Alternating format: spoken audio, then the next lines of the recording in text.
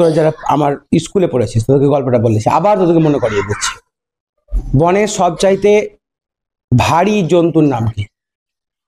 ভারী হাতি। যারা শুনিসনি তারা শোন, যারা শুনেছিস তারা আবার শোন, কারণ এটা বুঝতে হবে। বনের সবচাইতে চালাক কে? বনের সবচাইতে ছুটে কে জোরে? চিতাবাঘ। বনের সবচেয়ে লম্বা কে?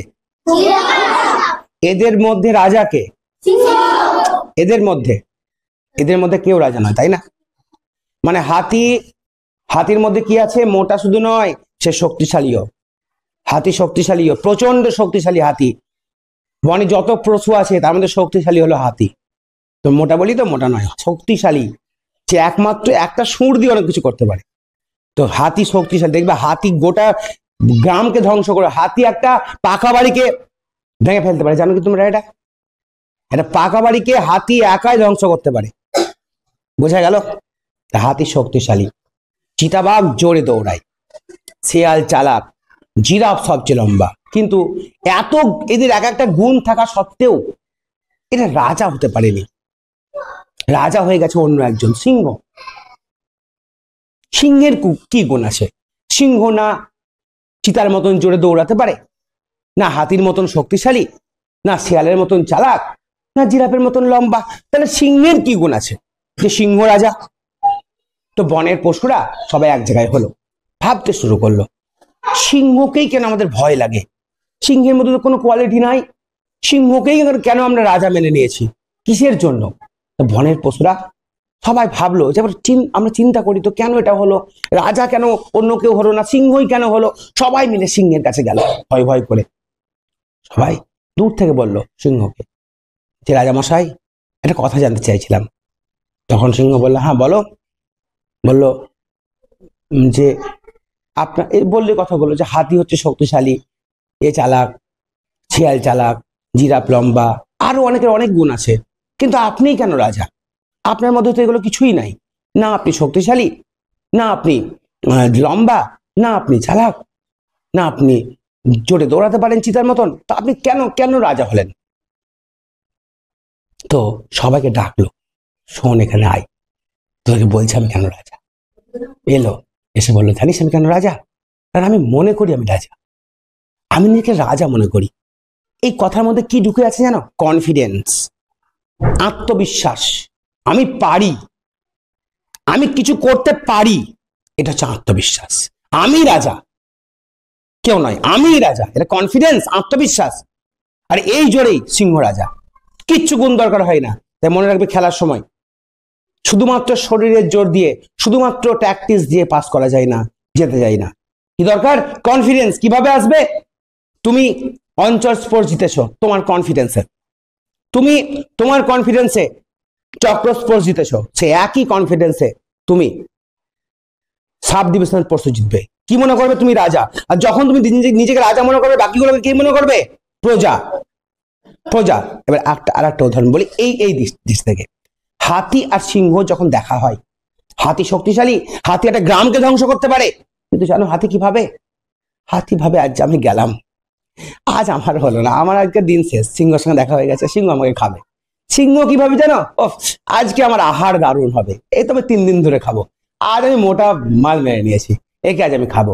বুঝতে পারছো কি হচ্ছে খেলাটা? হাতির মধ্যে কনফিডেন্স নাই, সিংহের মধ্যে কনফিডেন্স আছে। কিন্তু হাতি যদি একবার কনফিডেন্ট হয়ে যায় আর যদি মনে করে যে সিংহকে আমি সুঁড় দিয়ে এক আছাড় দেবো, তো সিংহের হাত পা ভেঙে যাবে। কিন্তু তা পারে না হাতি। কেন? কনফিডেন্স নাই, আত্মবিশ্বাস নাই। সিংহের মধ্যে সেটা আছে, তাই সিংহ রাজা। সবসময় জোর দিয়ে হয় না, মনের জোর থাকে একটা কথা মনে রাখবে, যে যখন তুমি খেলার মধ্যে যাবে, তখন খেলার মধ্যে তোমার কাজ কি? তোমার কাজ কি? তুমি হাই জাম্পে আছো, দড়ি তোমাকে লাফ মারতে হবে। কে কি করছে, কোথায় কি কে বলছে দেখার দরকার নাই, তোমার দড়ি হচ্ছে টার্গেট। আর যেটা বলেছি কি, কখনো এইভাবে জড়ো হয়ে থাকবে না। তুমি খেলতে গেছো, কোনো পড়তে নয়, এখানে জড়ো হয়ে থাকবে। পড়তে গেছো না, কোনো খেলতে গেছো, তুমি কি করবে? যেটা বলেছি, হাত পায়ে ছড়বে আর এগুলোকে তুলবে, যেগুলো বলেছি করবে, এই কাজগুলো করে যাবে কন্টিনিউ। তাহলে এগুলো করে যাবে, নো টেনশন। কি হবে? হ্যাঁ, ফেলে যদি করে যাও কি হবে? কিছু হবে না। জেতার জন্য যাচ্ছ না, তুমি কিসের জন্য যাচ্ছ? তুমি একটা আনন্দ করতে যাচ্ছ যে খেলবো, দেখি কি কেমন লাগে, দেখি আমি দড়িটা ক্রস করতে পারি কিনা, এইরকম ভাবো। আরে যাবে হয়ে যাক, কি হবে, দেখি চেষ্টা করবো। আমি এত বড় দড়ি, আমি একে ক্রস করবো, এর মধ্যে কনফিডেন্স আছে, আমি জানি আমি সিংহ, আমি রাজা। আর রাজা কখনো ফালতু কথা বলে না, ফালতু কাজ করে না। এই দড়ি বিয়ে করা কোনো ব্যাপারই নয়, বাকি সব ফালতু। আমার সঙ্গে যারা খেলছে কিচ্ছু জানে না এরা। যখন নিজেকে রাজা মনে করবে তখন কনফিডেন্স বাড়বে। এই কনফিডেন্স নিয়ে যাবে যখন মহকুমা স্পোর্টসে যাবে, যে আমি রাজা, এরা সব প্রজা আমার সঙ্গে যারা খেলছে। ঠিক আছে, তারপর কনফিডেন্স। এবার তোমার কাজ কি? দড়ি, তোমার একমাত্র লক্ষ্য দড়ি। ওই সময়, ওই মুহূর্তে যখন তুমি খেলতে যাবে, তুমি সব ভুলে যাও, তোমার নাম কি, তোমার বাবার নাম কি, তুমি কোন স্কুলে পড়ো, তোমার সব ভুলে যাও। তুমি শুধু লক্ষ্য তোমার দড়ি, আর কিচ্ছু নয়, তোমার লক্ষ্য শুধু দড়ি, বাস। এই হচ্ছে কনফিডেন্স। এইভাবে চলো, দেখো কি হয়। তুমি রাজ্যে যাবে, আমার কনফিডেন্স এটা তোমার প্রতি, তোমার প্রতি বিশ্বাস আমাদের প্রত্যেকটা, আমাদের যারা গ্রাম স্কুলের স্টুডেন্ট। আমি তোমাকে বলছি তুমি রাজ্যে যাবে। রাজ্যে যাওয়ার কথা এখন ভাববে না, তোমার সামনে মহকুমা স্পোর্টস।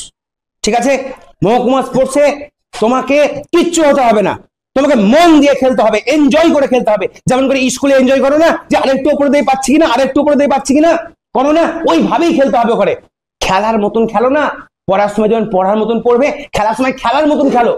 কি হবে? মাথায় তো একটু ফেটে যেতে পারে, ফাটুক মাথা, কি হতে পারে, হাত পা ভেঙে যেতে পারে, ভাঙুক হাত পা। কমাস 6 মাস কষ্ট হবে, 3 মাস কষ্ট হোক, কষ্টকে গ্রহণ করো। বুঝতে পেরেছো কি বললাম?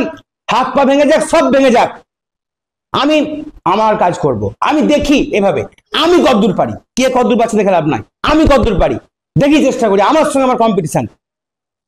তুই বল নিজেকে, রৌনক তুই পারবি না? আচ্ছা দেখা যাক, তুই পারবি না বলছিস, আমি পারবো, তোকে আমি হারাবো, নিজেকে হারাও। এইভাবে চলবে, ঠিক আছে? বাস, তুই যা করো প্র্যাকটিস করে যাবে, কোনো চিন্তা নাই। আর বললাম, দেখো আমরা পড়বো লেসন নাম্বার 2। লেসন নাম্বার 2 হচ্ছে এই রকমই একটা ঘটনা, যেটা আমরা পড়বো, এ ফিট অন ফিট। খুব সুন্দর একটা গল্প, এবং এই গল্পের মধ্য দিয়েও আমাদের যেটা শেখার আছে, যেটা বললাম সেই কথার মধ্যেও কিছুটা অংশ মিল আছে। দেখো আমরা পড়বো lesson number 2 class 5, a feat on feet. এখানে লক্ষ্য করো FEAT ফিট আছে, আর এখানে লক্ষ্য করো FEET ফিট আছে, তাই না? Feat on feet. এই FEAT ফিট মানে কি, আর FEET ফিট মানে কি? এই FEET ফিট মানে হলো পায়ের পাতা, আর FEAT ফিট মানে হলো জয়। জয় মানে জেতা। তাহলে একটা জয় কার উপরে দাঁড়িয়ে? পায়ের পাতার ওপরে দাঁড়িয়ে, তাই অন বসেছে। অন, কোন জিনিসের ওপরে হলে অন হয়, এটাকে আমরা কি বলি? পজিশন বোঝালে কি বলি? প্রিপোজিশন। কি বলি বলো? প্রিপোজিশন। তাহলে দেখো অনটা হলো প্রিপোজিশন। দিশাচঁদ বল, এই যে আমি বললাম অনটা হলো প্রিপোজিশন, এটা আমি কি শেখালাম? এটা আমি কি শেখালাম? মানে ইংলিশ সাবজেক্টের কি শেখালাম? বুঝতে পারলি তো? এটা ভালো করে মন দিয়ে শোন। দেখ, এ ফিট অন ফিট মানে একটা জয় পায়ের পাতার ওপরে দাঁড়িয়ে। তাহলে ওপরে, নিচে, মধ্যে, পাশে, বাইরে, এগুলো পজিশন বোঝাচ্ছে না, অবস্থান। এগুলোকে বলা হয় প্রিপোজিশন। ঠিক আছে, বোঝা গেল? এবার দেখো আমরা পড়বো, তাহলে একটা পায়ের পাতার ওপরে দাঁড়িয়ে জয়। আরে এখনকার ছেলেপেলেরা তো মোটর সাইকেল চালিয়ে জয় করে দেয় গোটা দেশকে। একদম মানে মোটর সাইকেল যত জোরে যায় তার চাইতে বেশি আওয়াজ হয়, মানে অ্যাক্সিলারেটর দাবিয়ে আওয়াজ করে না সব।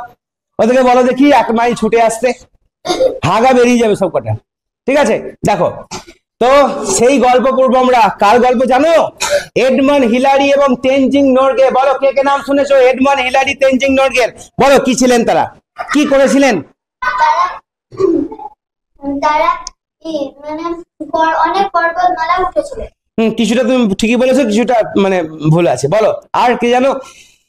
তোমরা জানো পৃথিবীতে সবচাইতে উঁচু পর্বতমালা কোনটা? সবচেয়ে উঁচু স্থান কোনটা? Mount Everest. পৃথিবীর মধ্যে সবচেয়ে উঁচু জায়গা হলো মাউন্ট এভারেস্ট। তো সেই মাউন্ট এভারেস্ট প্রথম জয় করেছিলেন, সেই মাউন্ট এভারেস্টে প্রথম উঠেছিলেন দুজন ব্যক্তি, এডমন্ড হিলারি এবং তেনজিং নরগে।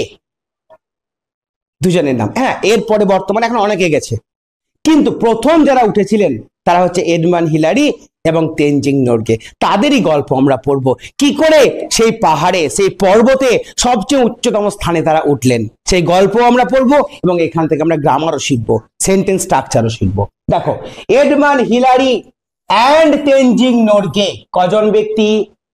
দুজন। তাহলে Edmund Hillary and Tenzing Norgay were ছিলেন। প্রেজেন্টে যেমন বসে am, is, আর পাস্টে তেমন বসে was, were। মানে am is আর মানে আছেন, আর was were মানে ছিলেন। এখন তো তারা বেঁচে নেই, তাহলে অতীতের ঘটনা, ছিলেন। এবার দেখো, am বসে আয়ের পরে, is বসে একের পরে, আর বসে একের বেশির পরে। একইভাবে was বসে একের পরে, were বসে একের বেশির পরে। তাহলে একের পরে was, একের বেশির পরে were। এবার তোমরা লক্ষ্য করো তো এটা, যে Edmund Hillary and Tenzing Norgay কজন ব্যক্তি? দুজন। মানে এক না একের বেশি? একের বেশি। সেই জন্য কি বসেছে? ওয়ার। ওয়ার পার্ট মানে অংশ। এবার যার অংশ কোনো কিছুর কিছু হলে অফ বসে। কিসের অংশ? Of the British expedition. এবার মনে হবে বাপরে কত কঠিন করা করা শব্দ। ব্রিটিশ মানে কি? ইংরেজ। Very good. ব্রিটিশ মানে ব্রিটেন থেকে এসছে, যারা ব্রিটেনে বাস করে।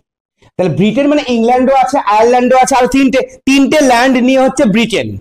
সেই ব্রিটেনে যারা থাকে তাদেরকে বলা হয় ব্রিটিশ। যেমন ইন্ডিয়ায় যারা থাকে তারা ইন্ডিয়ান, পাকিস্তানে যারা থাকে তারা পাকিস্তানি, বাংলাদেশে যারা থাকে তারা বাংলাদেশি। বুঝতে পারছো? তেমনি ব্রিটেনে যারা থাকে তারা ব্রিটিশ। তাহলে ব্রিটিশ এক্সপেডিশন। এক্সপেডিশন মানে কি? অভিযান, কোনো কিছু করার জন্য অভিযান। যেমন 1 তারিখে আমাদের রৌনক যাবে অভিযানে, কি করতে? জয় করতে। কি জয় করতে?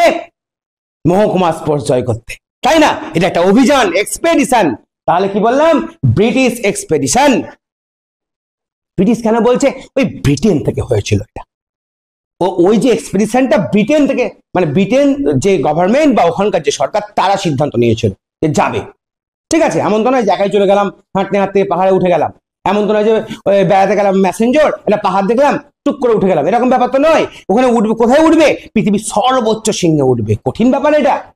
তো দেশ থেকে তার বিভিন্ন সরঞ্জাম দরকার, তার পারমিশন দরকার, তার সিস্টেম দরকার, তার ম্যানেজমেন্ট দরকার, তা তো সম্ভব নয়। তাহলে কি বললো? We are part of the British expedition. তাহলে এইটুকুর মানে বোঝো, Edmund Hillary and Tenzing Norgay were. Edmund Hillary এবং তেনজিং নোরগে ছিলেন পার্ট মানে অংশ ছিলেন, এমন নন যে তারাই সর্বস্ব ছিলেন। এর মধ্যে অনেকে ছিল ম্যানেজমেন্টে। একজনকে উঠে যায় তার মানে এই নয় যে সেই একমাত্র করবে, সবাই মিলে একসঙ্গে কাজ হয়েছে তারপরে এরা উঠেছে। তাহলে তারা অংশ ছিলেন of the British expedition. British এক্সপেডিশনের বলো এইটুকুর মধ্যে সাবজেক্ট কোনটা? কে বলতে পারবে? হাত তোলো, বলো কারা সাবজেক্ট কোনটা বলো। হ্যাঁ, কারা ছিলেন অংশ? প্রশ্ন করো। Edmund Hillary and Tenzing Norgay. তাহলে বোঝো, এইখানে দেখো এডমান্ড হিলারি এবং তেনজিং নোরগে ছিলেন ব্রিটিশ অভিযানের অংশ। প্রশ্ন করো কারা ছিলেন? এডমান্ড হিলারি এবং তেনজিং নোরগে। তাহলে এডমান্ড হিলারি এবং তেনজিং নোরগে এইটুকু হলো সাবজেক্ট। কি হলো বলো? সাবজেক্ট। এইটা হলো সাবজেক্ট। তাহলে বাকিটা কি হবে এখান থেকে? এই যে পুরো অংশটা এতদূর পর্যন্ত হবে প্রেডিকেট। বলো, বুঝতে পারছো?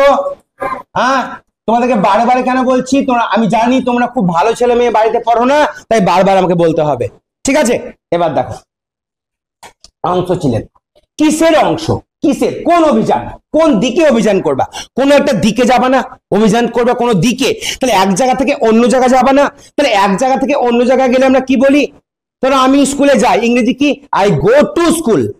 তাহলে স্কুলে যাওয়া মানে এক জায়গা থেকে অন্য জায়গায় যাওয়া, কি বসাই? টু বসাই। দেখো, to Mount Everest. Mount Everest যাত্রা। তাহলে কার দিকে? মাউন্ট এভারেস্টের দিকে। তার আগে কি বসেছে? টু। তাহলে কোন দিক বোঝাচ্ছে, মানে পজিশন বোঝাচ্ছে না? কি বোঝাচ্ছে বলো? পজিশন বোঝাচ্ছে। কি বোঝাচ্ছে বলো? পজিশন বোঝাচ্ছে। তাহলে এটাকে আমরা কি বলবো? প্রিপোজিশন। কি বলবো? প্রিপোজিশন, তাই না? পজিশন বোঝাচ্ছে, প্রিপোজিশন। তাহলে টু মাউন্ট এভারেস্ট। মাউন্ট এভারেস্টে যাত্রা করার অংশ ছিলেন। কত সালে? 1953 সালে। কোন সালের আগে আমরা কি বসাবো? ইন। দেখো এইটাও হচ্ছে প্রিপোজিশন। প্রিপোজিশন। দেখো এখান থেকে আমরা কতগুলো প্রিপোজিশন শিখলাম। অন শিখলাম, টু শিখলাম, আর কি শিখলাম বলো? ইন শিখলাম, এতগুলো আমরা শিখলাম, তাই না? আর একটা শিখেছি অফ, কোনো কিছুর হলে অফ শিখলাম। এই এতগুলো প্রিপোজিশন আমরা শিখলাম। এইভাবে আমরা শিখবো। এই ভিডিও যদি বাড়িতে বারবার দেখো এবং নোট করো তাহলে তোমরা আরো উন্নত হবে, আরো সুন্দর হবে। দেখো বুঝতে পেরেছো এইটুকু? আচ্ছা এবার দেখো, এমন নয় যে উনি হেড ছিলেন। কে হেড ছিলেন? কলোনেল জন হান্ট। নাম দেখো, এটাকে আমরা বলি কর্নেল। তার colonel John hunt lead. Lead মানে কি? এই কথাটা কোত্থেকে এসছে? এই কথা দেখো, LEAD, লিড। লিড মানে কি করা? নেতৃত্ব দেওয়া। এটা ভার্ব। নেতৃত্ব দেওয়া। কি বললাম? নেতৃত্ব দেওয়া। লিড করা মানে নেতৃত্ব দেওয়া। যেমন প্লে মানে খেলা করা, তেমনি লিড মানে নেতৃত্ব দেওয়া। এটা ভার্ব কিনা বলো? আমি নেতৃত্ব দিই, আমি নেতৃত্ব দিয়েছিলাম, আমি নেতৃত্ব দেব। তাহলে নেতৃত্ব দেওয়াটা ভার্ব। পরিবর্তন হচ্ছে, খেলি, খেলেছিলাম, খেলবো বলতে পারছি। যেমন এই পরিবর্তন যেমন হয় তেমনি নেতৃত্ব দিই, নেতৃত্ব দিয়েছিলাম, নেতৃত্ব দেব, নেতৃত্ব দিচ্ছি, তার পরিবর্তন হচ্ছে। তাহলে লিডটা হলো ভার্ব। এবার বলতো যে প্লে করে সে কি হয়? প্লেয়ার। যে ড্রাইভ করে সে কে হয়? ড্রাইভার। তাহলে যে লিড করে সে কে হয়? বুঝতে পেরেছো? যে লিড করে সে হয় লিডার, মানে নেতা। বোঝা গেল? এবার দেখো এই ইয়ারটা বাদ দাও, লিড। এই লিডটা হলো ভার্ব। লিডটা হলো ভার্ব। লিড মানে কি? নেতৃত্ব দেওয়া। প্লে মানে কি করা বলো? খেলা করা। প্লে এর পাস্ট টেন্স হলো প্লেড। প্লে এর পাস্ট টেন্স প্লেড। দেখো ইডি যোগ করে হয়েছে না? হ্যাঁ, কিন্তু এটা ইডি যোগ করা হবে না, এটার পাস্ট টেন্স হবে লেড। LED, led. দেখো প্লে মানে খেলা করা আর প্লেড মানে খেলা করেছিল। আর লিড মানে নেতৃত্ব দেওয়া আর লেড মানে নেতৃত্ব দিয়েছিল। তাহলে এবার দেখো এইটাকে আমরা বলি রেগুলার ভার্ব, কারণ ইডি যোগ করে হয়। এটাকে কি বলি আমরা? Regular verb. আর এটাকে আমরা বলি কি? Irregular verb. শিখিয়েছিলাম আগে ইররেগুলার ভার্ব। এগুলা ইডি যোগ করে হয় না। বুঝতে পেরেছো? ইডি যোগ করে হয় না। তাহলে আমাকে বলো তো, এই যে লেড বসেছে, এটা লিডের 2 নম্বর ফর্ম, এটা কি রেগুলার ভার্ব নাকি ইররেগুলার ভার্ব? Irregular verb. মানে নেতৃত্ব দেয় না দিয়েছিলেন? নেতৃত্ব দিয়েছিলেন। তা colonel John hunt lead. Colonel John hunt নেতৃত্ব দিয়েছিলেন। কে নেতৃত্ব দিয়েছিলেন? তাহলে সাবজেক্ট কে? Colonel John hunt. দেখো এইটুকুর মধ্যে সাবজেক্ট দেখো, কর্নেল জন হান্ট নেতৃত্ব দিয়েছিলেন। তাহলে এটাই হলো সাবজেক্ট। এটাই হলো সাবজেক্ট। যে কথা বলছো বাড়ি চলে যাও, আমি 2বার বলবো না। তাহলে লেড মানে নেতৃত্ব দিয়েছিলেন। The expedition. এক্সপেডিশন মানে আগে পেয়েছি অভিযান। সেই অভিযানটির নেতৃত্ব দিয়েছিলেন। এবার নির্দিষ্ট অভিযান না, না সব অভিযান? ওই মাউন্ট এভারেস্ট অভিযান, তার আগে কি বসেছে? দা বসেছে। সেই নির্দিষ্ট অভিযানের নেতৃত্ব দিয়েছিলেন। কোন অভিযান? মাউন্ট এভারেস্ট অভিযান। তাই তার আগে দা বসেছে। বোঝা গেল? তাহলে এইটা সাবজেক্ট। এই লেড থেকে দা এক্সপেডিশন হলো কি বলো? প্রেডিকেট। তারপরে দেখো তাহলে কি হলো? হান্ট মানে সেই জন হান্ট। সিলেক্টেড। দেখো সিলেক্ট করা মানে কি বলো? হ্যাঁ দাও, তবে বিস্কুট দিও না, চা দাও। সিলেক্ট করা মানে কি বলো? না, কালেক্ট মানে সংগ্রহ করা। সিলেক্ট করা মানে কাউকে বেছে নেওয়া। Very good. আমরা কি করেছিলাম? আমরা যখন অন্তর স্পোর্টসের নাম সিলেক্ট করলাম না? সিলেক্ট করে বেছে নিলাম কাকে কাকে নেবো। তারপরে ভূমিকা নিয়েছিলাম, ভূমি ফার্স্ট হয়েছিল নাকি? ভূমি হওনি, লাস্ট হয়েছিল। লাস্টও হওনি, কি হয়েছিল? ও নামই দেয়নি। কত ভালো মেয়ে দেখো। তাই সিলেক্ট মানে কি? নেতৃত্ব, বেছে নেওয়া। তাই এবার দেখো সিলেক্টেড আছে, তার মানে বেছে নিয়েছিল। বলো তো এটা ভার্ব কি ভার্ব নয়? বেছে নেওয়া, বেছে নিয়েছিলাম, বেছে নেবো ভার্ব। এবার বলো তো এটা রেগুলার ভার্ব না ইররেগুলার ভার্ব? Regular verb. এবার বলো তো এখানে ভার্ব শিখছো কিনা? এগুলো পরীক্ষায় পড়বে, সব পরীক্ষায় পড়বে। ভিডিওগুলো ভালো করে দেখবা, বাড়িতে নোট করবা, সব পরীক্ষায় পড়বে এগুলো। সিলেক্টেড এ টিম। টিম মানে কি? একটা দল। কিসের টিম? অফ পিপল, মানুষের দল। গরুর দল নয়, মানুষের দল বেছে নিয়েছিলেন। তাহলে দেখো টিম অফ পিপল, একদল মানুষকে তিনি বেছে নিলেন। কিসের জন্য? যে চলো আমরা এক্সপেডিশন করব, কাকে বেছে নেবো? চল শৌকতকে বেছে নেই, খুব ভালো ছেলে, খুব লম্বা ছেলে, ও ভালো পারবে উঠতে, তাই তো?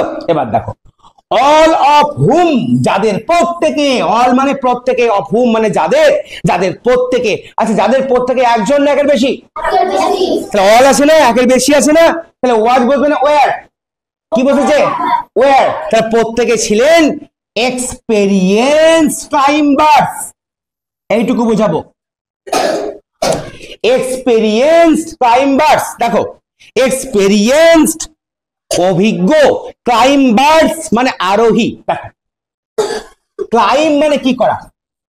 ক্লাইম মানে উঁচুতে ওঠা, আরোহণ করা, ওপরে ওঠা, গাছের ওপরে ওঠা, পর্বতের ওপরে ওঠা, এগুলো ক্লাইম করা। আর তাহলে এই ওঠা, এটা ভার্ব কি ভার্ব নয়? আমি উঠেছিলাম, আমি উঠবো, আমি প্লে মানে কি করা? খেলা করা। যে প্লে করে সে কে হয়? যে ক্লাইম করে সে কে হয়? ক্লাইম্বার। আর ক্লাইম্বার যদি একের বেশি হয় কি যোগ করবা? এস যোগ করবা একের বেশি হলে। মানে একজন প্লেয়ার হলে এ প্লেয়ার, একের বেশি হলে প্লেয়ার্স। প্লেয়ার্স খেলোয়াড়, একের বেশি খেলোয়াড় প্লেয়ার্স।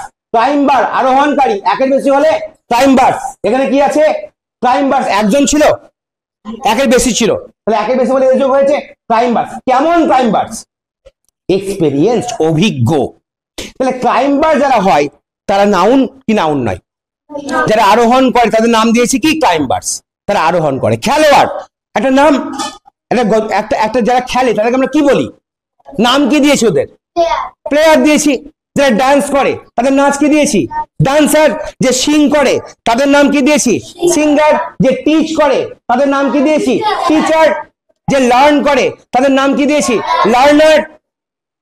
বুঝতে পেরেছো? সে একইভাবে যারা ক্লাইম করে তাদের নাম দিয়েছি ক্লাইম্বার। তাহলে এটা নাউন, এটা নাম। এবার কেমন ক্লাইম্বার? এক্সপেরিয়েন্স, অভিজ্ঞ। এই এক্সপেরিয়েন্সটা কি?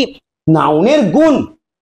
নাউনের গুণ বোঝাচ্ছে কেমন ক্লাইম্বার। এই যে নাউনটা কেমন কে বোঝায়? মনে আছে কারোর? অ্যাডজেক্টিভ।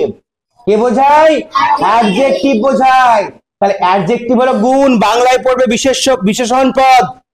বিশেষ্য পদ, বিশেষণ পদ। বিশেষ্য মানে নাউন আর বিশেষণ মানে হচ্ছে অ্যাডজেক্টিভ। তাহলে তারা প্রত্যেকে ছিলেন এক্সপেরিয়েন্স মানে অভিজ্ঞ ক্লাইম্বার্স, আরোহণকারী। অভিজ্ঞ না হলে অত উপরে উঠবে? তুমি সাঁতার না জানলে তোমাকে সমুদ্রে সাঁতার কাটতে নিয়ে যাওয়া হবে? তুমি পুকুরেই সাঁতার কাটুনি আর বলছো সমুদ্রে সাঁতার কাটবো, হবে? হবে না। তাই এরা প্রত্যেকেই অভিজ্ঞ ছিল। সেই জন্যই তো পৃথিবীর সবচাইতে উঁচু পর্বত, যেটা যেটা উঁচু জায়গা, মাউন্ট এভারেস্ট, সেখানে ওঠার জন্য ওদেরকে চুজ করা হয়েছিল, চয়েস করা হয়েছিল, সিলেক্ট করা হয়েছিল। বোঝা গেল? কতদূর হলো? দেখো এডমান্ড হিলারি। এবার দেখো এডমান্ড হিলারিটা কে ছিলেন? এ ক্লাইম্বার। দেখো উনি একজন ক্লাইম্বার ছিলেন। ফ্রম মানে থেকে, ফ্রম মানে থেকে, এটাও প্রিপোজিশন। পজিশন বোঝাচ্ছে কোথা থেকে, এটাও প্রিপোজিশন। এইগুলো কিন্তু খাতায় সবাই নোট করবে বাড়িতে ভিডিও দেখে। তাহলে কোথা থেকে ছিলেন? নিউজিল্যান্ড। তাহলে বলো তো এডমান্ড হিলারির বাড়ি কোথায় ছিল? নিউজিল্যান্ড। এবার দেখো অ্যান্ড তেনজিং নোরগে, এ শেরপা, একজন শেরপা ছিলেন। কোথা থেকে? From India. গর্ব হচ্ছে কি হচ্ছে না? এবার মনের মধ্যে গর্ব হচ্ছে না? দিল্লি কা লাড্ডু ফুটা যে ভারতবর্ষ থেকে ছিলেন কে? শেরপা। কে সে? শেরপা কে? তেনজিং নোরগে। তাহলে দুজন ছিলেন। এডমান্ড হিলারি কোথায়? তার দেশ, তার বাড়ি কোথায়? নিউজিল্যান্ড। আর শেরপা আর ইন্ডিয়া থেকে ছিলেন তেনজিং নোরগে। কিন্তু কোন দেশ এই অভিযানটি করেছিলেন?